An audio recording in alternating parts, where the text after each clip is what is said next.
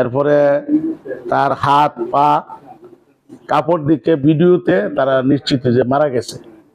ওইখানে ইয়াতে ফেসবুকে আইসে একটা বুড়া লোক বলছে যে এই লাশগুলো আমি ওইখানে দাফন করছি। তো ওইখানে চিহ্নিত করছে, তাকে পুরো মেরে ফেলা হয়েছে। তাকে দাদা 50,000 টাকা দিছে ওই মিলাদ পড়ানোর জন্য, দোয়া মাহফিলের জন্য 15,000 টাকা দিছে খরচ। এটা হইলো 3 নং আন্দিকোট ইউনিয়ন, গ্রাম হইলো ফুলকর।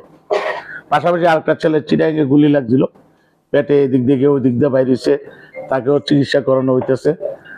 আর আরেকটা ছেলে দেবুদ্দার মারা গেছে, গুলি খাইছিল, তো সে মারা গেছে গত পরশুদিন।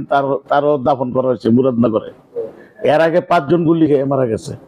একজনের বাড়ি হইলে এই ইউনিয়নে দৌলতপুর বাড়ি, কাজী নাজমুল হাসান। আরেকজন মারা গেছে রামচন্দ্র দক্ষিণ ইউনিয়ন। হ্যাঁ, এটা ঢাকা নারায়ণগঞ্জে। বাকি যারা মারা গেছে সব নারায়ণগঞ্জে। মারা গেছে গত পরশুদিন 2 জনকে দাফন করা হয়েছে। আর এর আগে 5 জন, সাথে 7 জন মারা গেছে, আর আহত আছে 7-8 জন।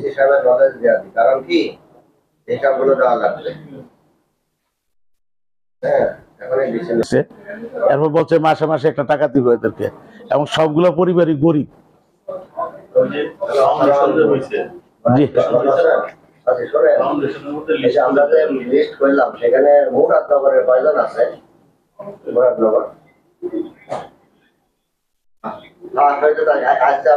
আমি কিন্তু এখন বাঙ্গুরা বাজার। এখানে ওনারা বলতেছে, আমার সাথে সহমুরব্বীরা আসছে দেখা করতে, বলছে যে আরো 2 জন নাকি মারা গেছে, মোট 7 জন হবে। একটু